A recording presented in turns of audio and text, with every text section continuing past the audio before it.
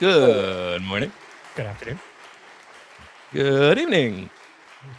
That's kind of it. We're doing Truman Show. Yeah. Yeah. No. We invented that, Emmet. We invented that. There's no Truman Show. I love this new overlay. This looks great. Yeah. And this is really nice. We're on a little couch. We've got Emmet on a big screen. Hello, everyone who's tuning in. We're joined by a very special guest. Oh God, that's a big face. Jesus. Okay. It's out to me if I don't have big faces on screens, so we're the small face you get to do. Yeah. Apologies to everyone having to look at that. It's not big. Let's clear this up. I'm an overlay snob. We all know this. It's not that the faces need to be big. It's that the empty vacuum of spaces need to be small. But that's for another day. You'll I know it's not true because Twitch doesn't give live stats like this. And the numbers were going up, but for a split second there was a couple of people watching, and then they all disappeared as I started talking about big faces, and I was like, no, people disagree with me. They're like, oh, he's gonna go on one of the big faces rants again. But we are here to chat to Emmet about all things Emmet, everything Emmet's working on, and then a couple of chats about Irish mythology and folklore. We might dip into monsters and how to make them fun and interesting. I have a feeling if we get sidetracked by Dungeon Crawler Carl, we'll dip into a little spiral there. We realize both of us are slowly becoming obsessed with that series and with the new system out. I might even pitch my little homebrew system to you for if you want to pick it up, and I'll test it against a real game designer. Declan, is there any housekeeping or otherwise that we need to do before we jump in? Nope. Nothing. Cool. It's nice. Yeah. I mean, I can make stuff up if you want me to make stuff up. Nah. You sure? Okay, give us one made up thing. Oh shit, I'm on the spot now. I won a Tony Award. There we go. Wow, from Chocolonies? About time. Yeah. Thanks, Emmet. Yeah.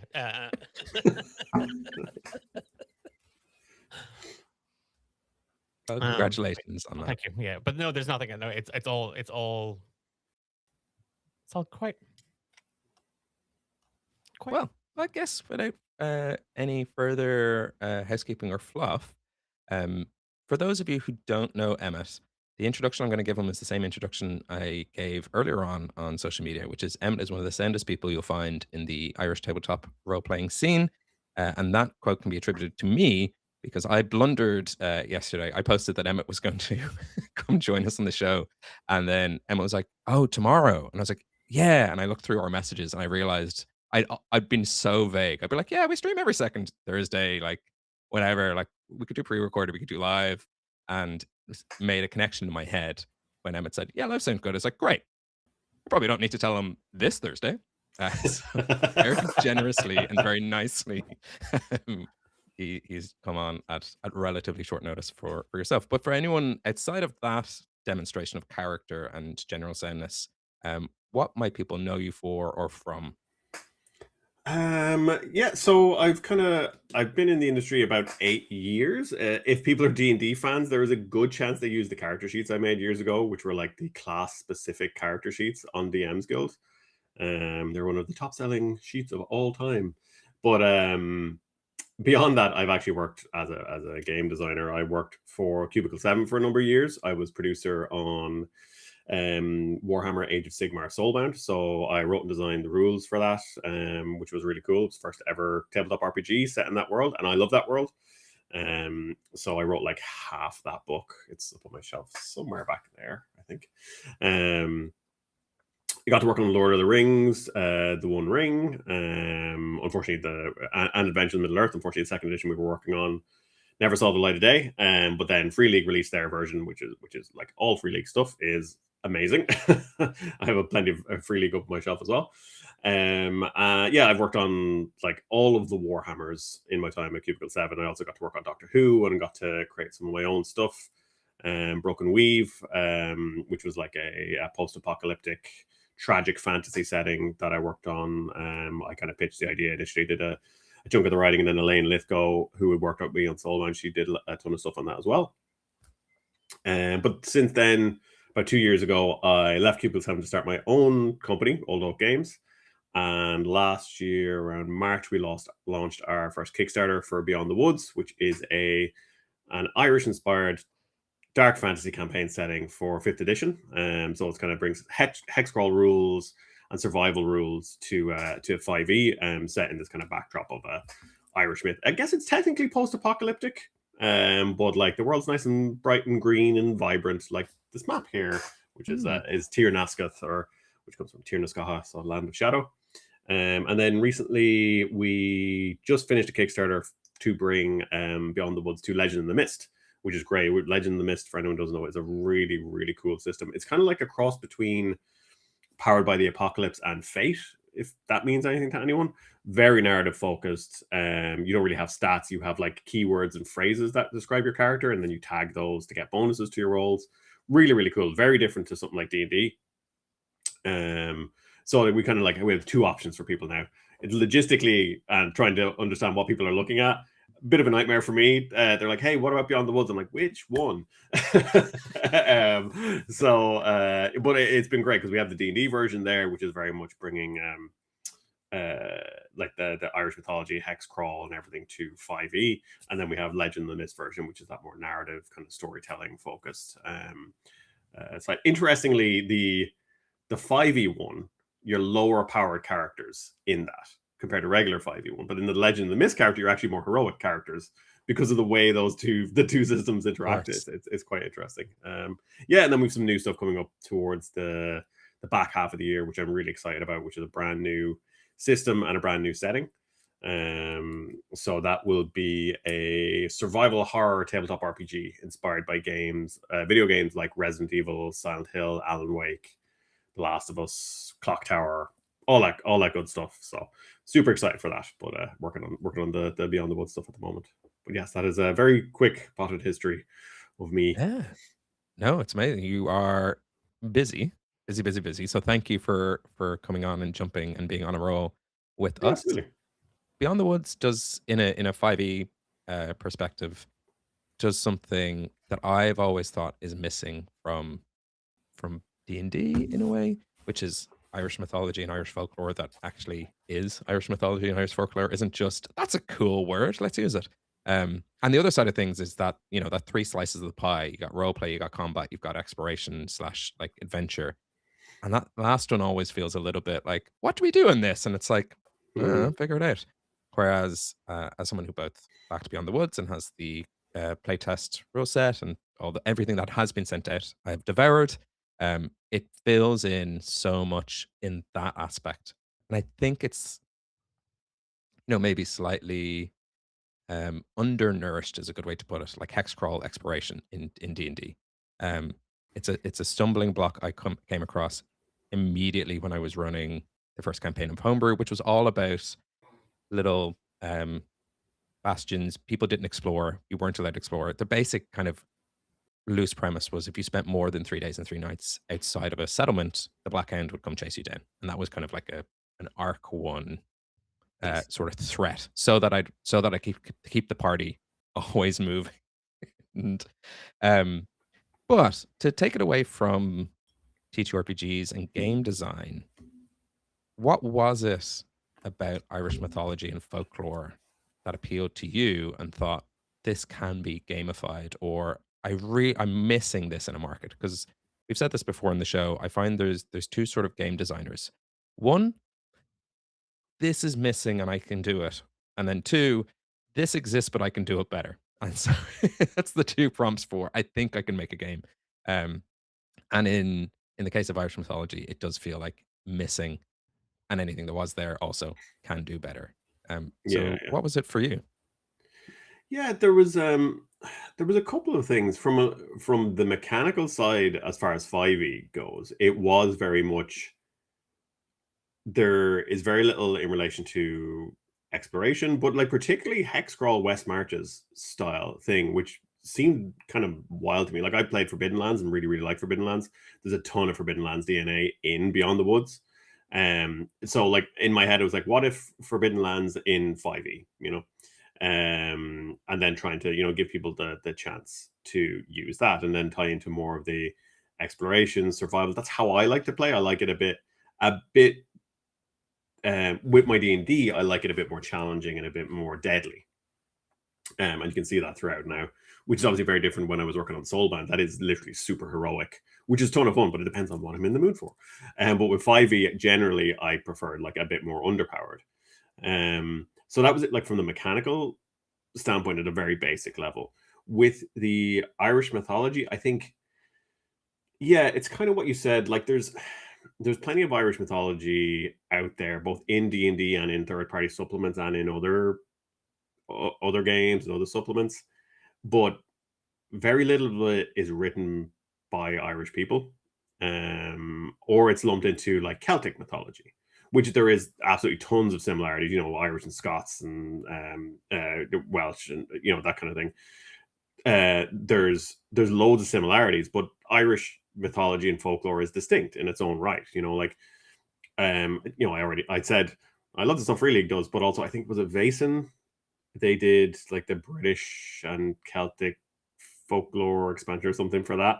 Yes. And I was like, I think it was written by Graham Davis, and there's it's like I would have loved an Irish person to be involved there somewhere, and Scottish. There was a bit more, British and Ireland across that, and then there's been a couple of like very twee, over the top Irish stereotype Kickstarters and games and stuff I've seen in the past, and this was a bit of a response to that, and it's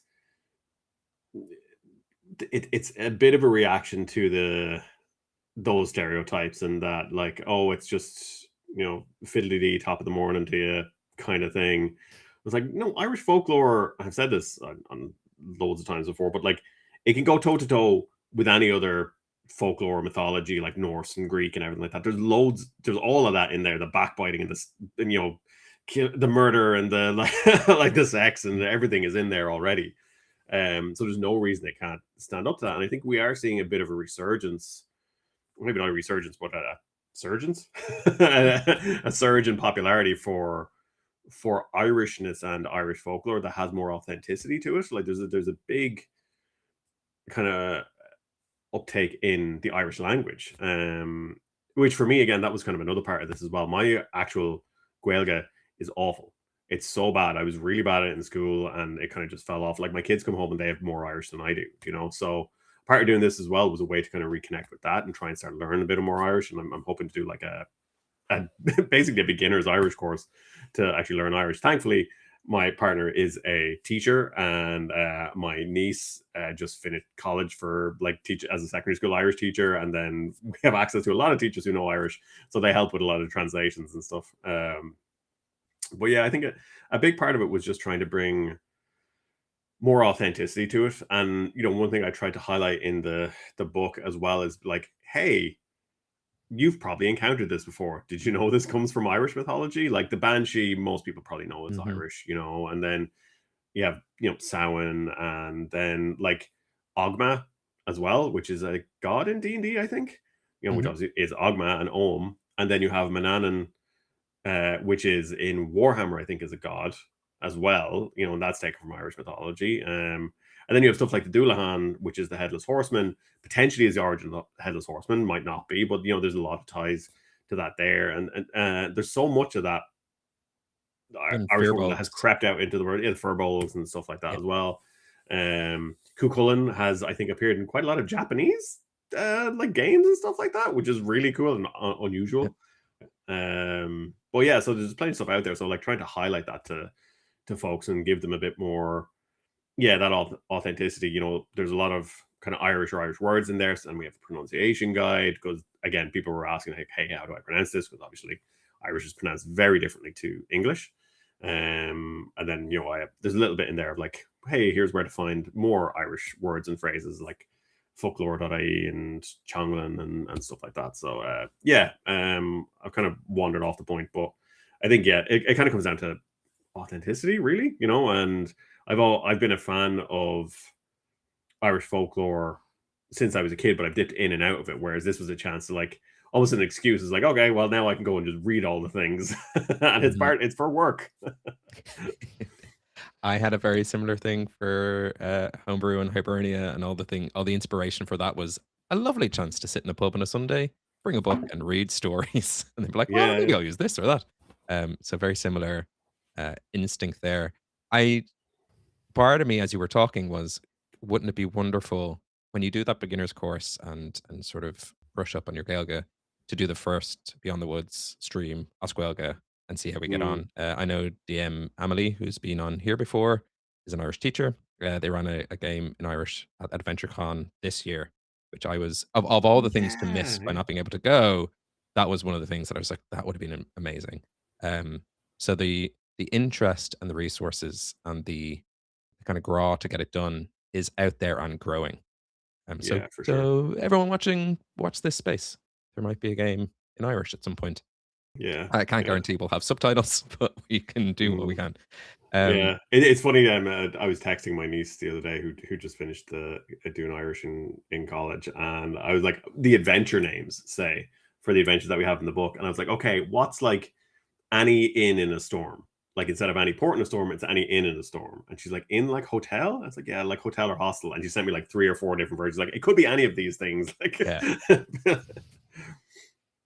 all depends. All depends on the spot. And then even the structure of how the language works compared to English is such a it's less of a minefield for us because we speak Hiberno English. So even the structure of our sentences in English mirror Irish more so than anything else. yeah, yeah, But there's that lovely moment where someone explains something to you, Oscuelga, and you go, "That's why we say it that way. Oh, amazing, brilliant. Now I kind of get it." Um, there is a I find mythology is so rich for tabletop role playing games for inspiration for characters, place names, NPCs. How did you find when you were reading folklore? And I'll lead the witness a little bit because folklore, Irish folklore in particular, I don't know if this is the case around the world, but our stories can be you could open a book and it could be like, here's 101 folklore stories. Some of them could be pages and pages and pages and pages long. And they're beautiful tales as someone discovers how to play an instrument, loses a hump in their back, and someone else gets jealous and tries to do the same, and they learn the days of the week and all this. And then another story could be a man rode across a river and he thought he saw a swimming dog. He rode back the next day and it wasn't there. End of story. And you're like, yeah, yeah. what was the what was the fable for? Um, so was there any folklore you came across that you were particularly proud of to go, "Oh, I need to take a skim of that and put it into Beyond the Woods," or any story you came across and go, "This will never work in a game, but what a fun story just to have stumbled upon." Yeah, there's a good few of them, all right. The one that always jumps out at me is I can't remember. It was in one of the Lady Augusta Gregory. It was either Gods and Fighting Men or Cuchulainn and the Red Branch of Ulster. I think it was Gods and Fighting Men. But it was about I can't even remember who it was now. I must go back and find it. But it was one of the first ones I read as I was going through, and it was about like the cave of Cruachan. Mhm. But this one in particular was like I can't remember. Maybe it was like Finn McCool or something, and he meets like a farmer, and they're like, "Oh, these is it like like a spirit keeps coming out of the mound or the hill and killing our sheep. Can you go and deal with it?" He's like, "Yeah, cool." And he goes and deals with it and comes back and like, "I did it." He's like, "Cool." Wolves keep coming out of that one and killing our cows. And it's just like, what? It's very like it was almost like an RPG fetch quest. Like it made no sense. And like there's he's like, "Okay, cool, thanks." And it was and then it leads off into like the the kind of werewolf sisters and stuff like that. But yeah, it was just such a like kind of nonsensical, yeah, exactly as you had said. Nonsensical is probably a bit disparaging, but it was very much like fragmented. That was the one that always kind of jumped out at me. But I think for me, like one thing I was specific about when I was creating it was like I wasn't making fantasy Ireland. It is its own world, and there's a lot of stuff inspired by Irish folklore and Irish mythology. So I didn't want to be beholden to the legends and stories that people know. Um, and I also didn't want to be like, this is the real one. This is how it is. You know, this because I think even by their nature, like of the oral storytelling and folklore and mythology in general, like they change, and it depends on who's telling the story. So I think taking them as a jumping off point um, was a big thing for me. And in the end, as I kind of got to the back half of it, I was trying to include them actually more in the more well-known versions of the story, but then tweaking and adjusting as needed and as made sense for the world. Because I also wanted the world to have its own, the world of Tirnasket have its own history and not just be like this overlay of Irish folklore. So there's an interesting point, like a point of friction in the timeline of the story, where it's like, well, where's the changeover from the two a day to like Queen Maeve, and is she one of the two a day, or is she just a regular like the first high? I made her like the first high queen of Tirnasket and stuff like that. So, yeah, I think that one of the things I looked for was the local stories and books and things. And my friend gave me a really good one that is like the folklore of Kildare. I don't have it in there; it's out on my bookshelf, and it's a tiny little book, but it's just this author who went around and just talked to a lot of people in Kildare 20, 30 years ago, and it's like, oh, my grandfather told me this story. So it's like it's like generations removed, and a lot of them there are actually they're very similar to stories, you know. Like there's one that's basically like about a black coach racing across the Curragh, which is and it's very like the Doulahan kind of story, and then another one like about a black hound, kind of out on the plains and stuff like that. So those ones I think were really fun, and trying to include little hints of that, a bit of that sort of Elden Ring Souls like vibe, where it's like, here's hints of a story, you don't get the whole thing. There's not like, here's an encyclopedia of the history of the world, both Irish myth and the myth of Tirnasket. So I think keeping it obtuse, I think was and leaving people trying to fill in the gaps themselves, and then GMs being able to go, okay, well, I think these two things, and I'm going to smush them together, and then that's true in my world. I think that's really smart from I used to play D&D modules. In fact, I'm one of those D&D players who didn't know they existed because my very first DM was a homebrew DM, and then it was like, wait, there's pre-printed stories. But having played a few now, there can be a almost handcuffs around the DM, where it's like, no, hang on, let me look up exactly what this is, and it can slow down the pace of a game. So keeping it flavorful, hints of at the outskirts of your story, but the story is very clearly about you as a party and heroes, is such a smart move when it comes to pulling together a setting and a world, because ultimately none of it matters except for what matters for you at your table. That's the TM. Yeah. That's the And important bit. even as you play, like I've tried to keep that as well. Like they have the map behind me that has like there's kind of locations, like these are some of the fallen cities and stuff like that. But the map as they come in that as it'll be printed will have like some of the locations on it, and then the flip of it will be basically blank.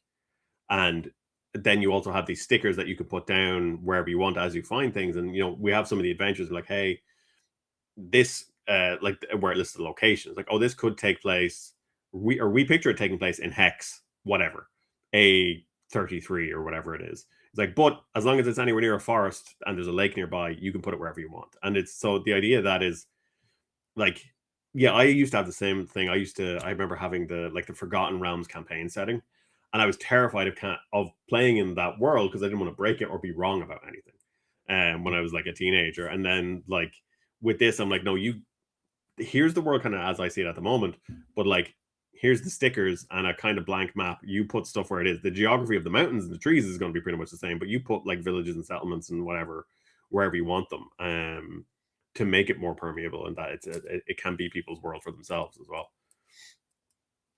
That's lovely. We might go to some questions from chat.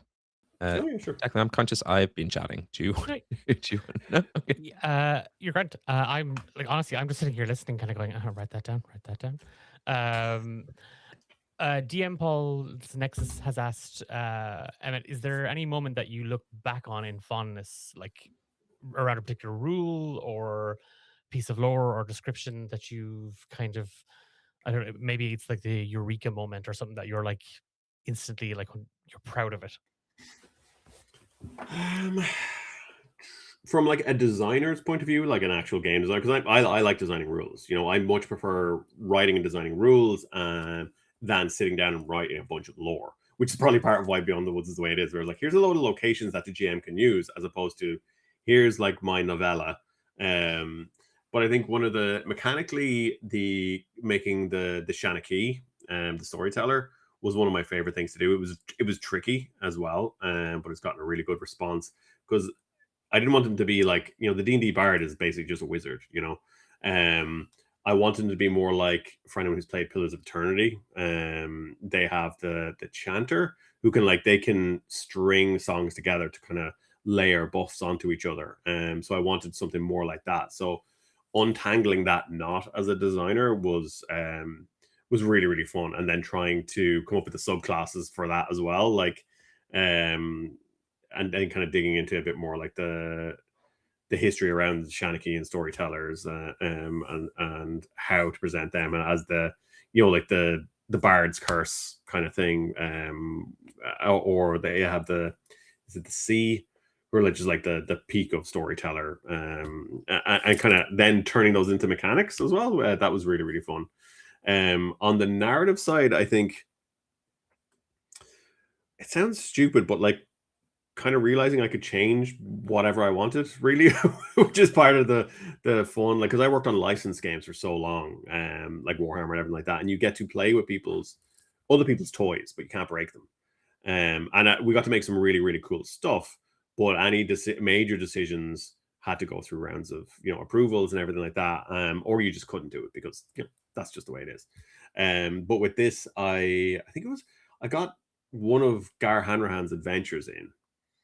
And initially, as I had pictured the city of Cape Darroch, it was this lone city, not behind a wall, but that kind of Attack on Titan, kind of isolated city. The light of the Golden Oak is protecting, keeping this evil back, and everyone lives in the city. But then Gar sent through one of his adventures, and it was basically like there was a village on the outskirts of the city. It was still just about within the light, but it was kind of on the forest edge as well. And I was like, I was going to send a note to be like, oh, we can't have that because that's not how it works. And I was like, or maybe that is how it works. And I just okay. And then I came up with 2 or 3 other village, townlands that are kind of these satellite villages that are near the city, but are, they're still a few miles away because the light of the oak actually covers a couple of miles. So that was really cool, and that really helped as well. Because I think a lot of the adventure writers and people who are doing some of the writing, one of the most frequent notes I give is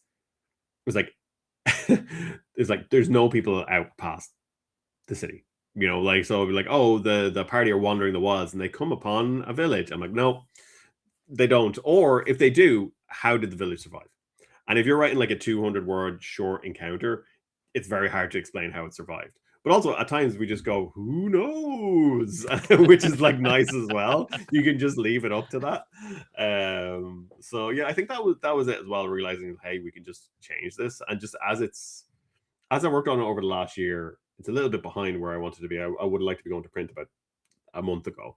But working on it over the last year has been, really fulfilling, just to kind of build out the world myself. I'll be writing one section and then I'll be opening another document to make notes because they connect to each other. When I was doing the life path for the core book, I had loose ideas of what I wanted from the city, but as I went through the life path, it started to kind of crystallize in my head more and more what the city looked like and who was there and what it was. And then I was making all those notes in my separate document and then going to that and then making notes about that. And then the adventures came in and there was talk of certain characters in those. And I was like, okay, cool. Well, that means that they're part of the council that runs the city. So they were all kind of feeding into each other and just kind of, starting to make this world that felt more real, I think.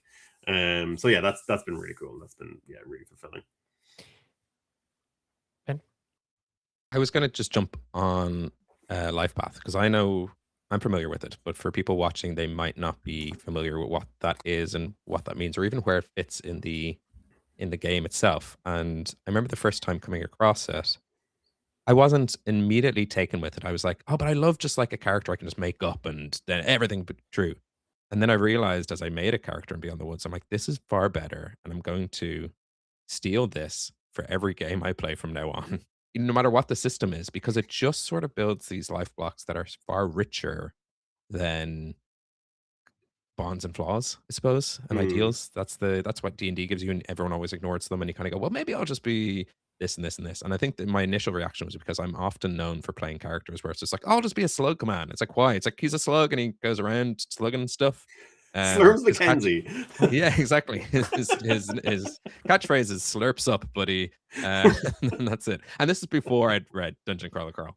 But I once drove Wes and Homebrew slightly demented by wanting to play a leaf that was just caught in the wind. And it's like, but how does it move? It's like the wind moves it. It's like, but how does it talk? Telepathically, I don't care. Is it magic? It's like, it might be. I don't know. Who knows? So I'm one of those players. But it being able to add something like Life Path to it. So would you mind explaining to anyone watching who doesn't know what it is, maybe one where what the inspiration was for it and what its intent is?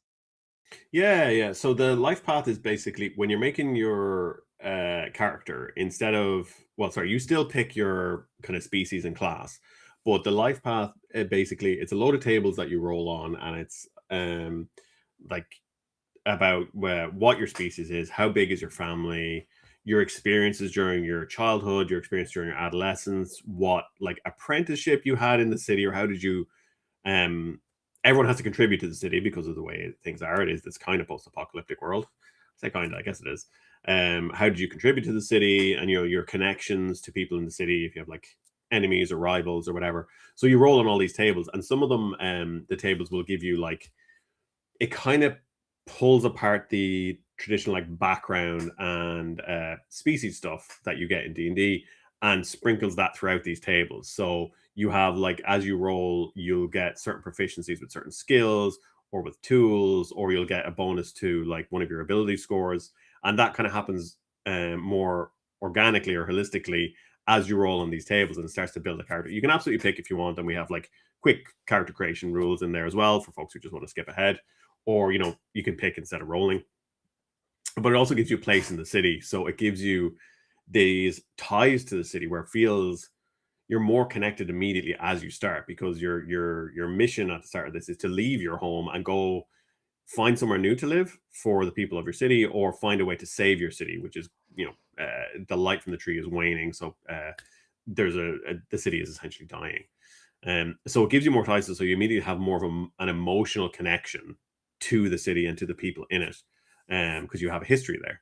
And then I just like building characters like that. I like rolling on tables like the Xanathar's This Is Your Life tables. They were great fun. Probably way too many of them, and they didn't really do anything. They just, like, mechanically, they built out a lot of nice history and stuff. But the life path system has been in a good number of RPGs. I can't remember the first time I played it. Something like that, maybe like Ars Magica years ago. Wild game as well. But I remember playing like Warhammer Fantasy as well. I like rolling for characters and having that kind of randomness. So Warhammer Fantasy as well, you roll for like your class and career and everything like that. So I like that as well. And then previously, when I worked on Broken Weave, myself and Elaine, we did one of the big things in that was like your haven, which was your home. Again, very post-apocalyptic. I have a thing for post-apocalyptic. Your haven, you roll to create your haven, and then you roll to create your character on a similar kind of life path thing that tied you to that. So I think I've just kind of been doing that for the last few years. Like we did it when I was with Cubicle 7, we did it for Broken Weave. We did it for Victoriana. I'm not sure if it made it into the final book, but there was a life path character creation for Victoriana as well. And then I worked with Alex Cahill, who he's really good designer as well. But we did a life well lived. So if you're looking for a more generic D&D setting, we basically brought the Broken Weave, as they did it, life path system to like just D&D, and it's like you roll, you're a dragonborn and all this kind of stuff. And then so with Beyond the Woods, it was just something I wanted to keep doing because I like rolling for character creation. I think it's a really fun way to start, especially if people are sitting around the table and they'd be like, oh, I got this thing, generally I think most people will probably pick their class rather than roll for the class, but some people might want to roll for the class. But for everything else, actually rolling about your history and everything, I find that really, really fun, and trying to make those connections. I've always liked games like that. Again, going back to playing the Dresden Files years ago, which is the fate system, and you come up with your like story tags and everything, and then you try to figure out who's connected to who and who knows each other and all that kind of stuff.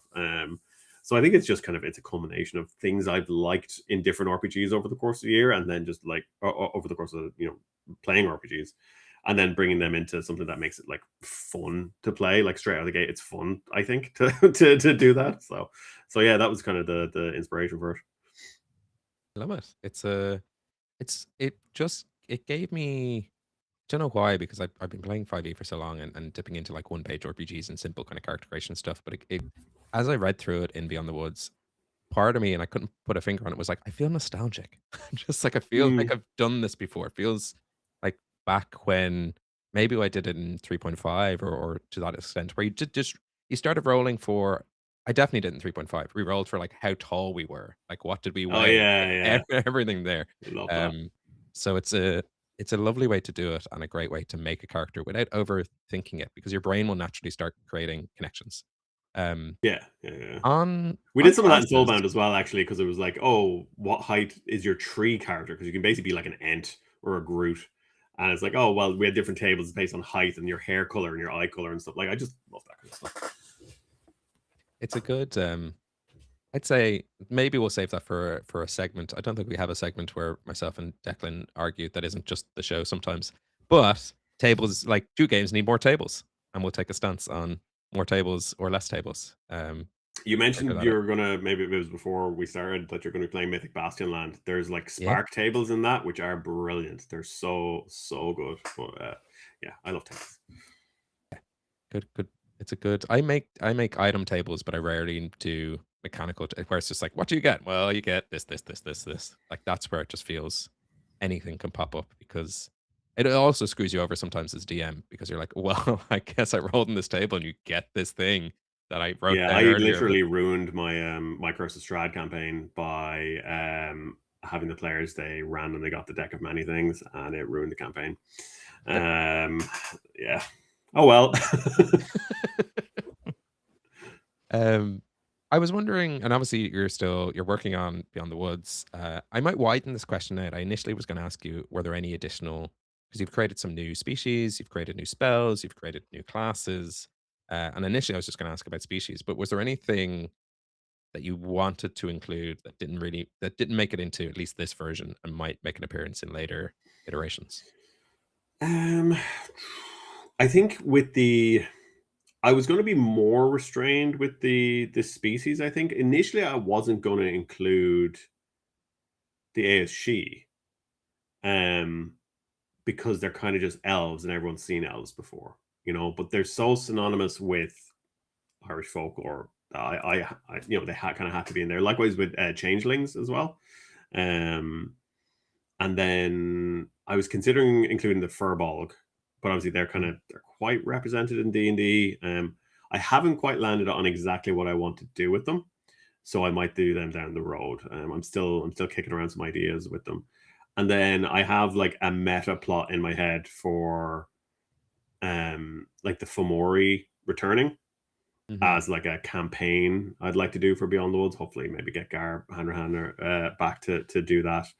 And then beyond that, like there's a load of monsters I want to put in books, but I'm hoping to do a monster book next year. And that'll kind of be for D&D 5e, but like a Beyond the Woods book, you know, like, so it'll kind of be built for 5e first, if that makes sense, but it'll be, you know, Beyond the Woods. So that'll work for folks who just want to drop some more monsters into their campaign. I think I might have talked about this before, but it's up for when we did the Legend of the Mist, one of the stretch goals was add a new monster. And that's going to be going up to like a community vote to the backers for both the 5e and the Legend of the Mist version. And the options we had were the Farlia, which is the gray man, which is kind of the Slender Man, creepy weirdo kind of thing. The Cluricon, who is mentioned in both the Legend of the Mist and Beyond the Wood, but basically we'll do like a full illustration and stat block and everything for them. What was the other one? Oh, the Murdicon, which is like the kind of mermaid. And then the last one was the Dover Coup, which is like the King of the Otters, which I really want to do. So like if it doesn't get voted in here, I'm definitely going to be doing it in the monster book down the road. But yeah, there's loads of really kind of cool, weird ones I'd love to include monster wise. Was there anything else off the top of my head that I didn't? I was like being purposely difficult and not including a leprechaun. I was like, no, I'm not doing a leprechaun. I refuse. And then for Paddy's Day this year, I was like, okay, let's do a leprechaun. And then like, but it kind of clicked in my head. I couldn't think of an interesting way to do it. But in my head, I was like, okay, I'm going to make this like the worst version of a leprechaun. So we did the Looker Pawn, which is on our socials, I think, or it's like or you can download it for free. Actually, I think it's linked in the Discord. But it is basically like took the idea of the leprechaun as a cobbler. But that like they take shoes, but also people's feet. So they will use their magic to put you asleep, and then they cut off your feet and take your shoes. Basically, like kind of trade fool's gold for it.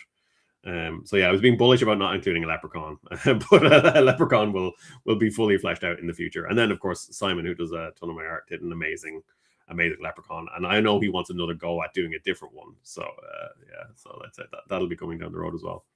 Nice. That's I suppose while we're chatting about monsters, the monsters in Beyond the Woods have gotten such great reactions. We used them at one of the most recent D&D era days out. Similar to the storyteller, it's just there's certain things that people are latching onto, and with a plan to make a whole monster book.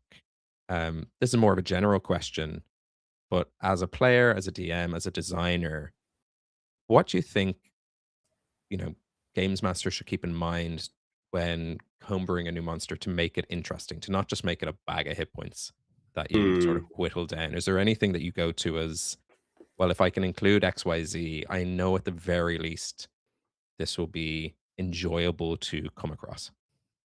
Yeah, I think monster design is tricky, and I think the trouble with D&D monsters as well is the stat blocks can often end up massive, and I'm guilty of that in Beyond the Woods as well. But I think you want like something iconic that they can do, even if it's just one thing, or they have a basic attack and then something iconic or something memorable that they can do.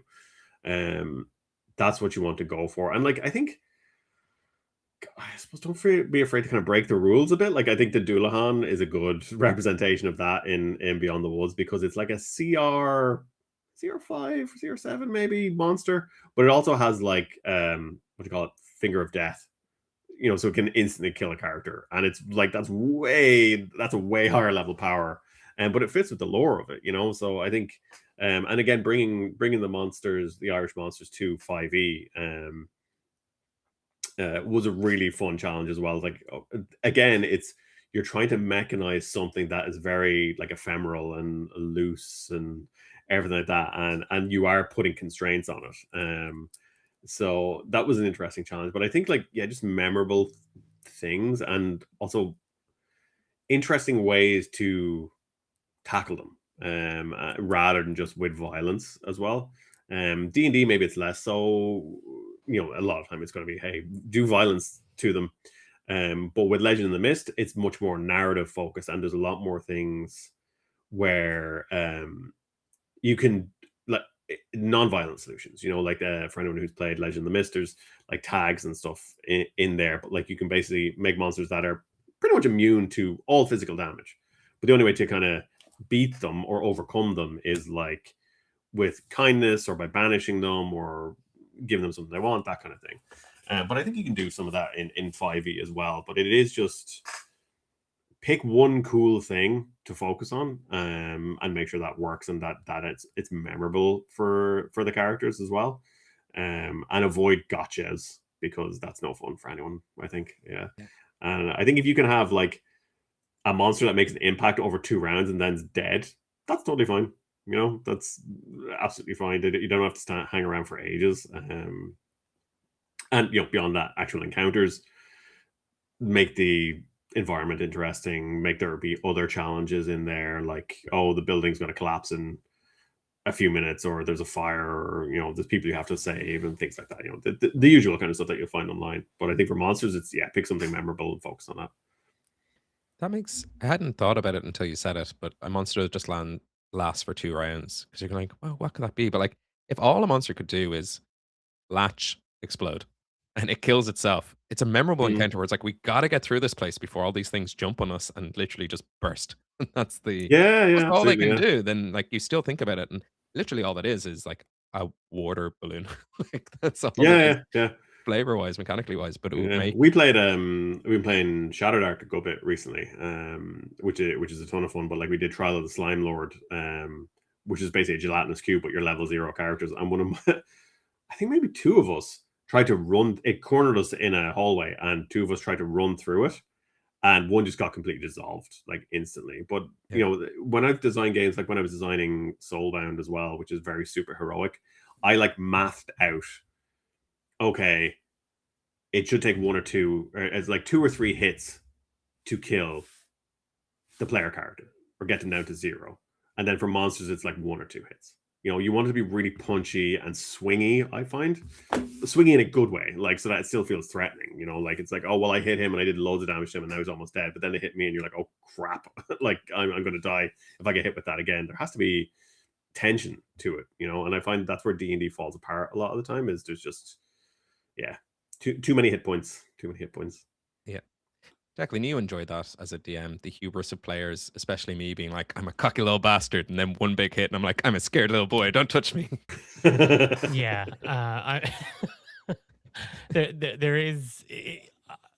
I have to say, I do love letting players like that have that big moment and let them kind of feel like, Jesus, I just did something class.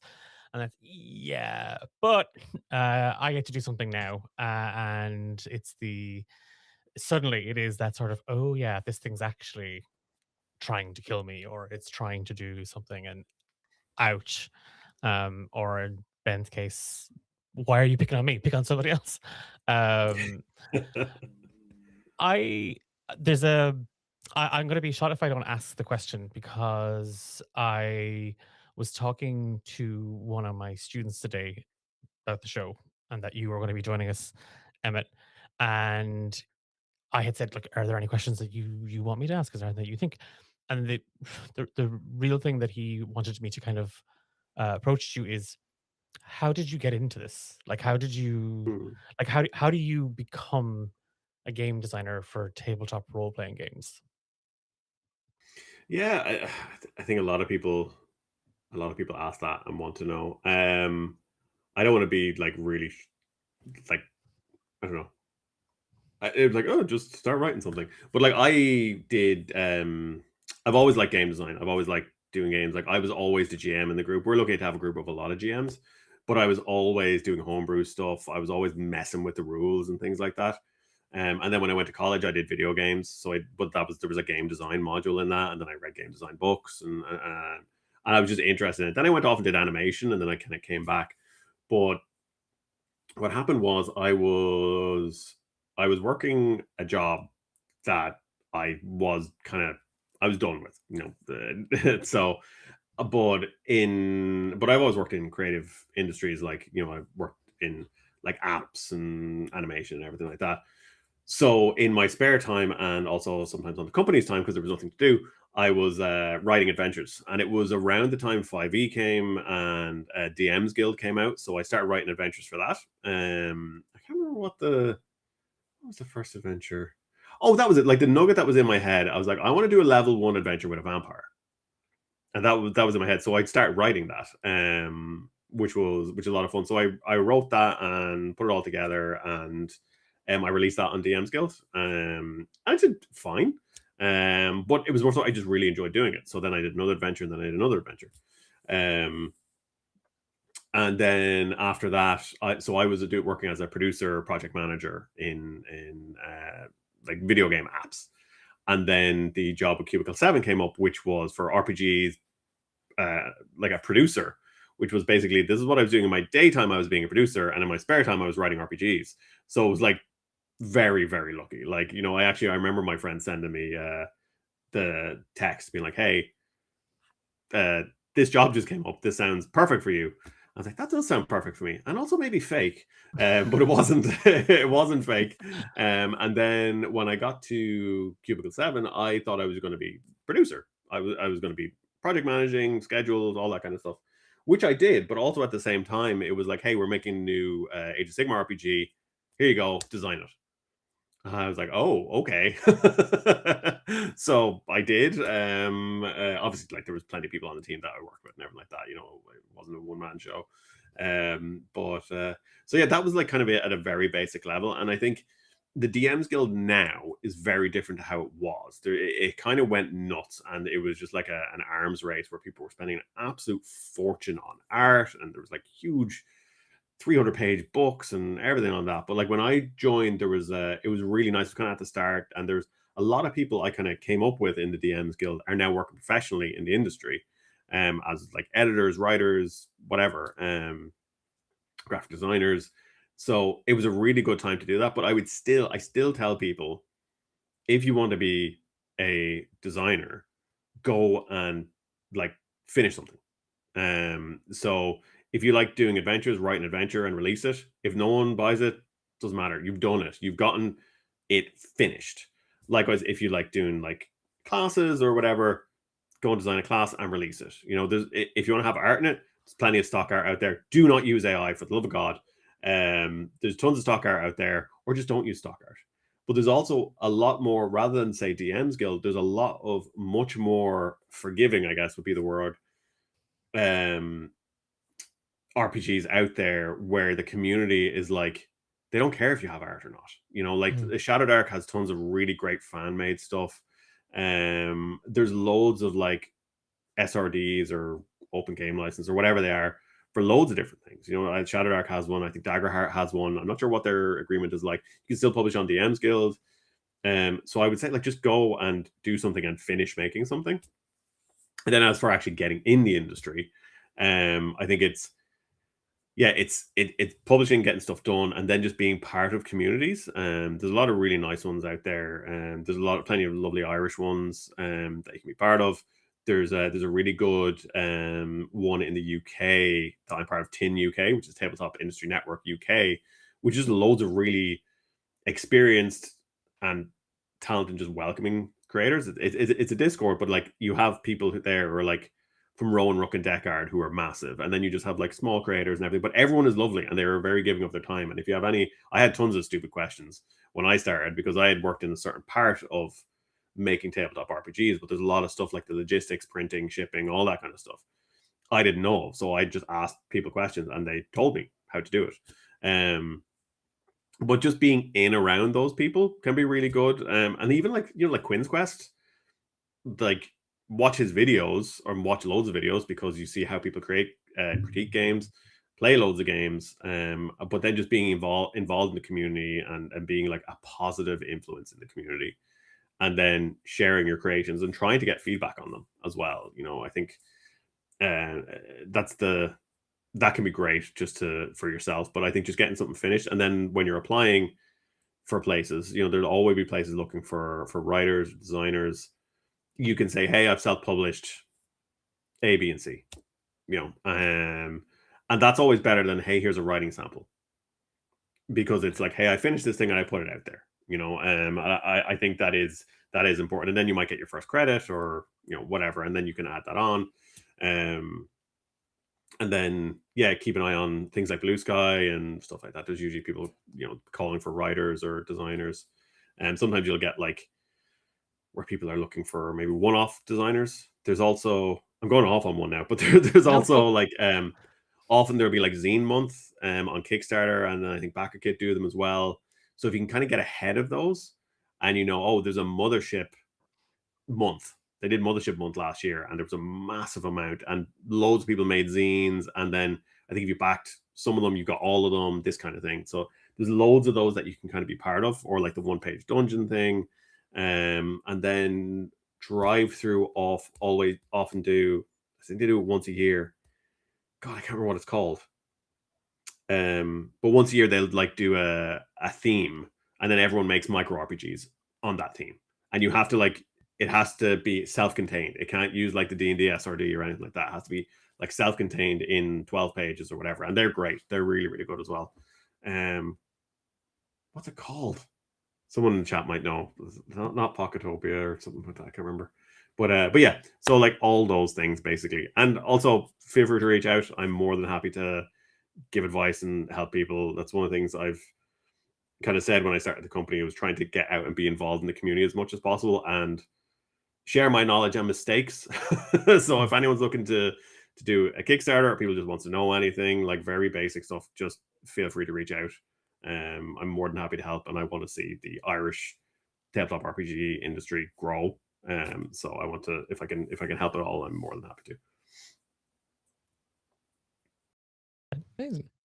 And that's kind of the end of my there was a couple of, there's questions about, I suppose that there's this one for anyone who's watching and listening, and whether it's live or on the VOD, and they're thinking, okay, I'm going to pick up Beyond the Woods.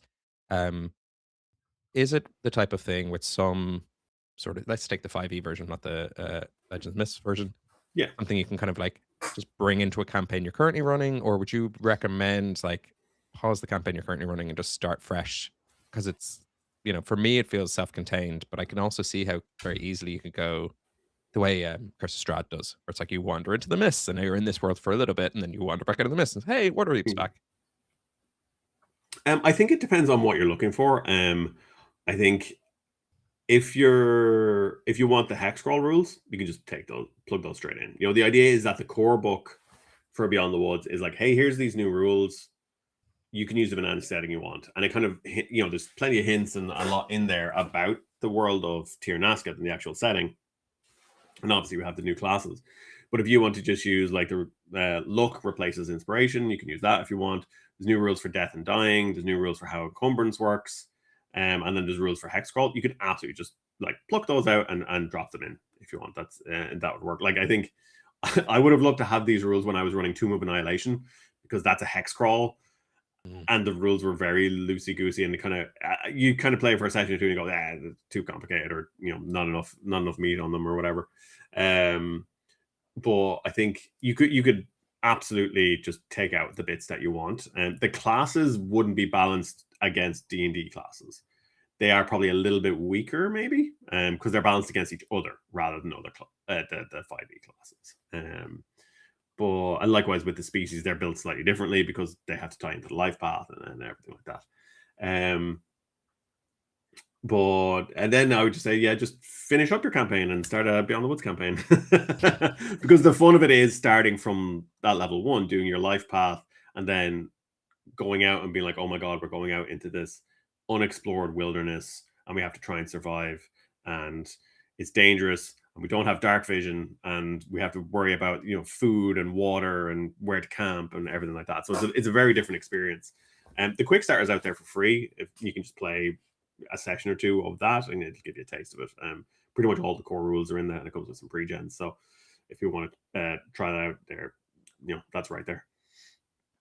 I think that's I would say, even if you're like me, who just loves reading rule books in general, Beyond the Woods is 1000% worth picking up because it's an incredible game. But beyond that, reading through your new classes is a joy, because they're a lovely flavor of, it's not here's your barbarian, your bard, your fighter, your ranger, your this. It's like they feel more balanced. If you've ever felt frustrated the way I have with D&D sometimes, it's just like, I want to play this, but it feels like it's a arcane fighter, but it's a ranger, and actually it's this other thing. Beyond the Woods solves that. That's you just pick it. And same with magic classes as well.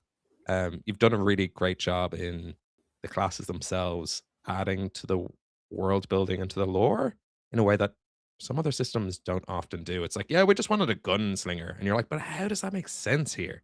And they're like, I don't know, it's cool. Whereas here, it's cool and makes sense, which I think is something you should be very proud of in the system. Oh, thank you.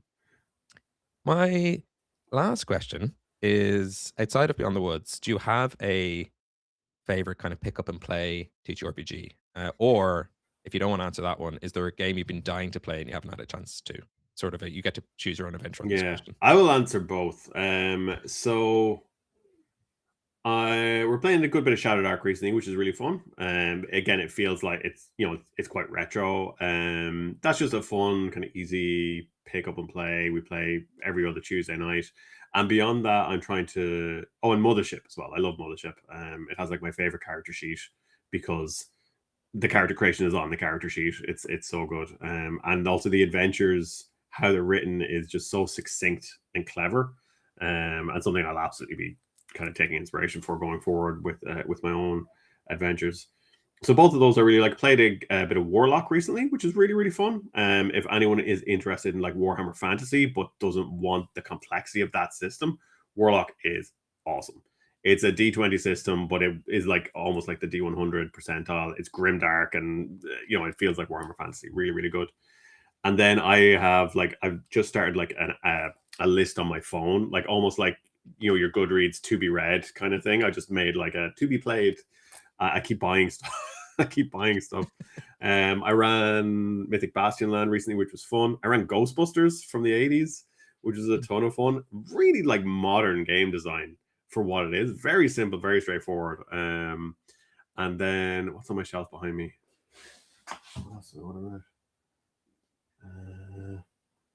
Heart. Yeah, Heart. I've been waiting to play as well. I haven't gotten a chance to do that. The Dagger in the Heart adventure I want to run. Public access, which I think just finished its Kickstarter as well. And then there's a few. I'm trying to look at what's on my shelf. There's so much. I've too much I want to play, but like trying to just play a session or two or a few sessions. One thing I am dying to play, and I've been reading through it just kind of because it's a great read, is Impossible Landscapes for Delta Green. I don't know if I'll ever get it to the table. It's a massive campaign, really like investigation heavy, kind of tonally very heavy as well. Don't know if I'll ever get it to the table, but hopefully. And then I'm like on the cusp of playtesting my next game as well. So I just need to finish off the adventure for that, and then I'm very excited to get first contact with players on that and see how it goes. There you have a similar to be played list to myself, because there's so much. We're as we mentioned before the stream and a little bit on the stream, we're playing at the Bastionland soon. After DM Pulse Nexus and Chat is currently running a campaign, and the next thing we're going to play over in Homebrew is that. But it's the curse of games. I owe Declan a game of Fabula Ultima that I have not fulfilled yet. Yes. Oh my god. Games. Yeah. Sorry. No, yeah. 2 years. 2 years. No, 2 years. Yes. 2 years. Yes. Yeah. All right. Whenever that happens, I years. want to play because Okay, no one's cool. ever going to run Yes. for me. Yeah. So I even picked up. I have the full system, and then we were over at Dragon Meet, and I picked up the starter adventure. And the person there was like, "Do you want me to tell you about this?" I've already read the system. I just need a starter adventure to play it. yeah. The entire time I was sitting next to just tugging, just like. I think it was UK Games Expo. I ran into them as well, and they were like, because I have the book. I've had the book for years, and I have the quick start, and I haven't played either of them. And they're like, "Oh, we just finished the campaign with everything that we've released." I was like, "I'm so glad I missed that Kickstarter because I would have just bought everything." I need to get the was it the Magitech one, the Final Fantasy VII one? Yes. Basically, Yeah. I need to pick that one up. Yeah, we'll get something going on one of the Discords. It's time and scheduling. It's the classic problem with everything.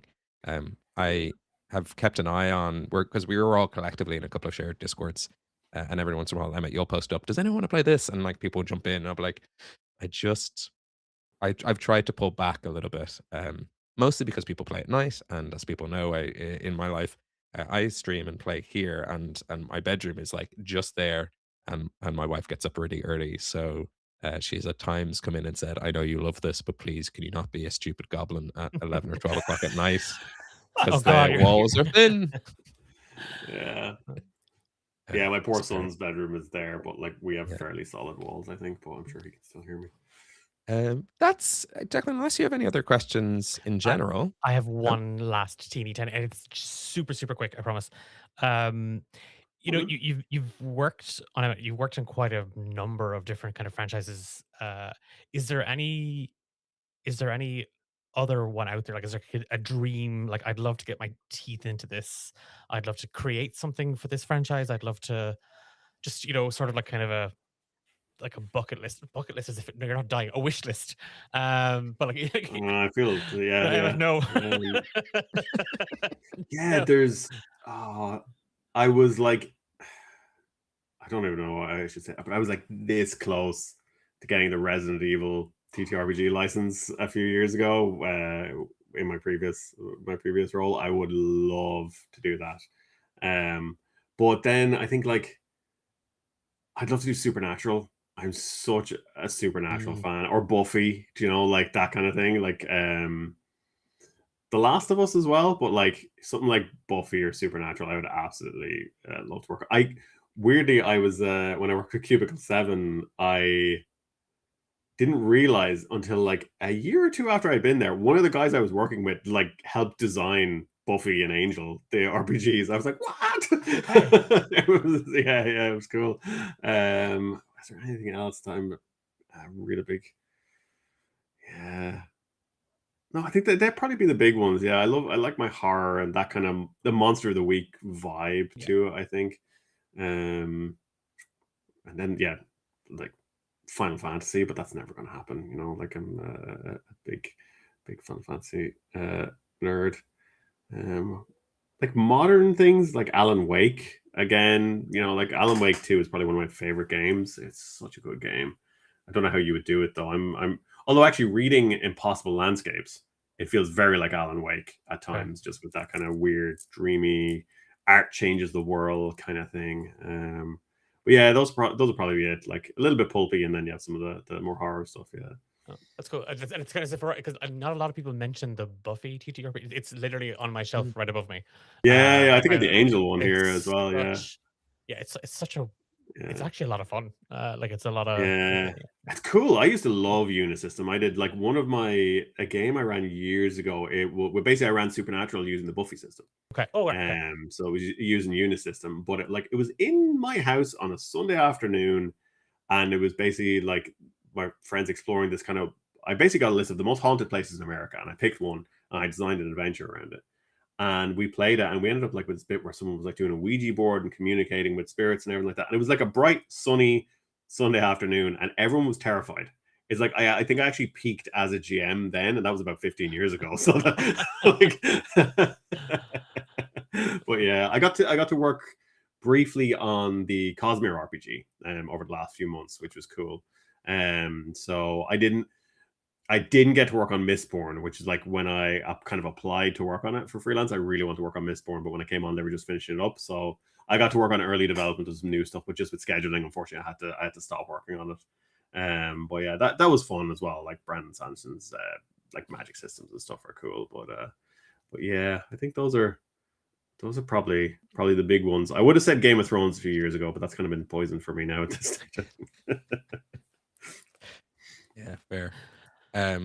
Well, maybe we end with me pitching my homebrew Dungeon Crawler Carl system, unless you have another question. Absolutely. No, I'm good. No, go for it. Go for it. It's a really simple game, really simple mechanic in my head, and I'm taking from either like Never Stop Blowing Up, that's Dimension 21, but basically everyone starts with D4s, and then when you do anything, so the game always starts with you outside your own house. You play yourself. You have it will take a little bit from 10 candles. You have what's in your pockets, and into the dungeon you go, and it's just D4s across the board.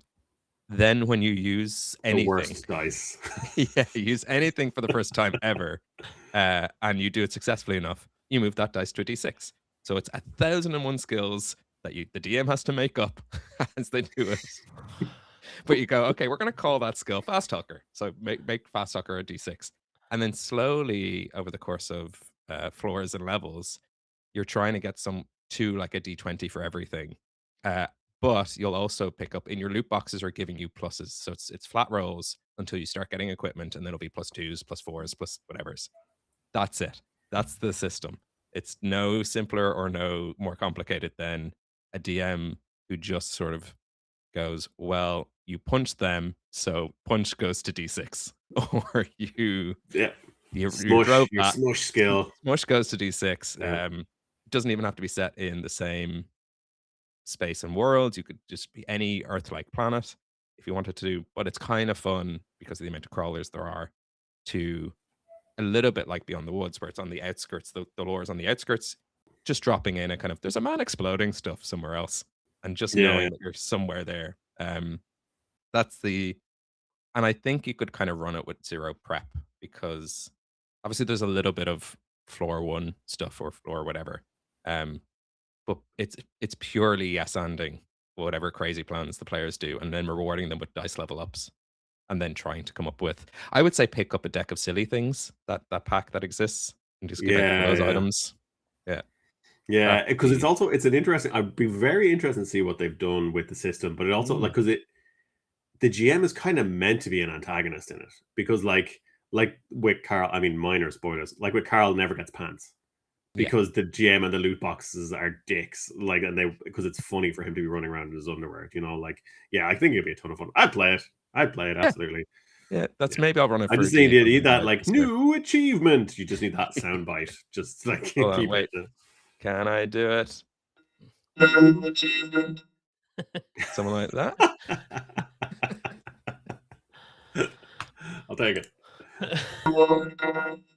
That's the I'll figure out a way to robotize my voice. I was reading them and then have been on the audiobooks since book 4. So that's the um I'm I do enjoy reading them a little bit more. I think things stick with me when I read it, but what I enjoy is Yeah, me just yeah. walking around my town and just being listening to it as I go for Yeah, daily no, walks. I was definitely enjoying reading them more because the narrator really bugged me at the start. It was like he's just doing a bad what's his name? Warburton. Patrick Warburton. Yes. Yeah. Um but he's grown on me a lot. And like I think with the first one I was like both I was listening to it and then reading it in the evening, like because it was like the Audible and the Kindle were updating, whatever. And I think I kind of did that with the second one, and then I kind of burnt out. I was like, I'm going to take a break, but then I've listened to 3 a good bit on the audiobook, and now I'm kind of back hooked into it. But yeah, I'm kind of like I'm that's for the audiobook, and then I have something else I'm reading instead in the evening just to take a break. So Fair. It sounds like we're in the same. I'm just into book 4. yeah, So it sounds like we're in the same sort of space. I just finished book 3. yeah, I was I being bought very 4. careful looking at the Kickstarter. I was like, I don't want spoilers. Yeah. Yeah, I bought 1 to 3. So if anyone out there who lives nearby and knows who I am needs 1 to 3, just hit me up. I will get them to you somehow. The audiobooks I can't. They're just harder to come by, and apparently paperbacks are all fucking everywhere you go in the States, whereas it's hardback here. That's setting you back. Yeah, yeah, I was in Easton. You Uh, can see them. The covers are cool. yeah. Like, but yeah. Declan, I think you'd enjoy them. There's one character in particular you would definitely enjoy, because they are a cat called Oh, okay. Princess Great. Donut. Yeah. Yeah. Princess Yeah. Donut. Which is quite similar to your foster cat Yeah, behind yeah. you. That's when when I saw the cat. I was like, Princess Donut. Yeah. And similar to Carl, I'm assuming you're not wearing pants right now either, Declan. No, I am not. As is tradition. Flowery boxes. That's it. Tradition. Yeah. Well, that's us rolling on a roll with Emmet from Old Oak Games. Please do hit that link tree, follow, support, jump into the Discord. You'll find us there as well. And I don't think there's any. Oh, I have some like housekeeping for tomorrow and for future stuff. Tomorrow night and on Saturday night, I'll be over on the Emerald Collective with DM Dave. We're playing with Horse from Dubs and Dragons, some familiar Emerald Collective faces, and also Blaine Capatch from Beacon's Draw Your Weapon is jumping on to join us and play a game.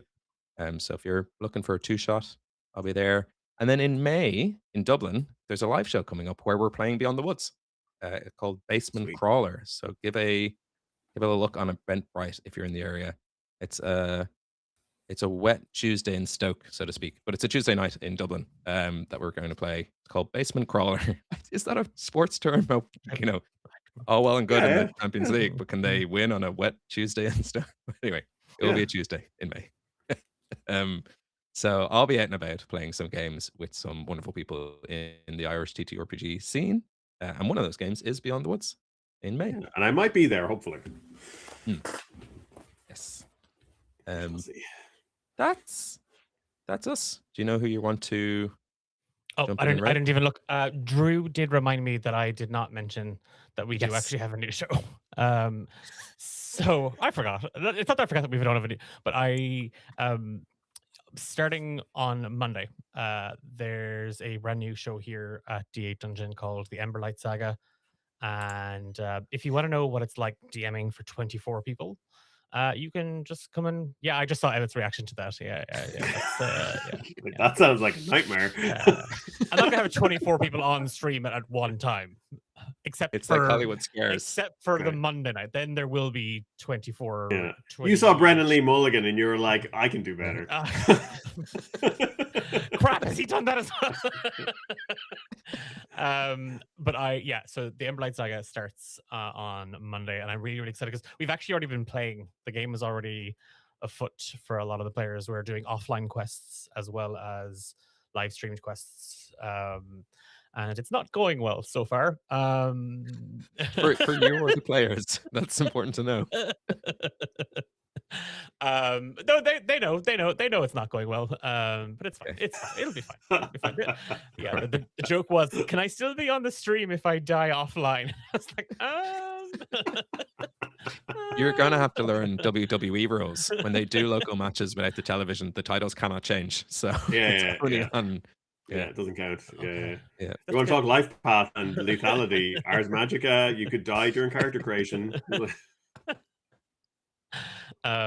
if you want to vamp, I'll get a raid. Yes. Ready. Well, thank you very much, everyone, for coming to watch us live and for sharing your questions in chat. And if you were second screening or just kind of lurking in the background, thank you for watching as well. If you're watching the VOD and you do have questions, you can always pop them down in the comments. We will get them to Emmet, or as Emmet said, you can jump into the Discord and ask them directly.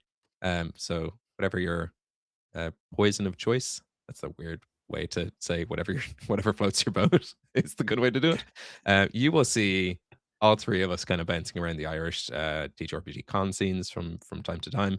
You might see some of us at Dagdacon next week. We might make an appearance. We're still figuring out stuff. When I say we, I know I won't be there. I'll be at a homebrew wedding. So that's our plans for the weekend. But we'll be back in 2 weeks' time. If there's a topic you want us to discuss, if there's something about a game or a system or anything else that you would like us to share our ignorance around, then we're more than happy to every second Thursday over here on D8. And if there's any guests that you want us to get, reach out and we will try our best to get them. I'm done. Okay. We're gonna raid D&D boy band. We haven't dropped in on those guys for a while, so we're gonna drop in on them. I'm gonna take us to the out screen. I'll see you on. I was supposed to say I'll see you in 2 weeks. No, I'll see you on Monday. I'm DMing. I forgot. But I'll see you then. And thanks so much, Emma. Thanks for your time. Thanks so much. Yeah, thank you. Thanks, folks. Cheers.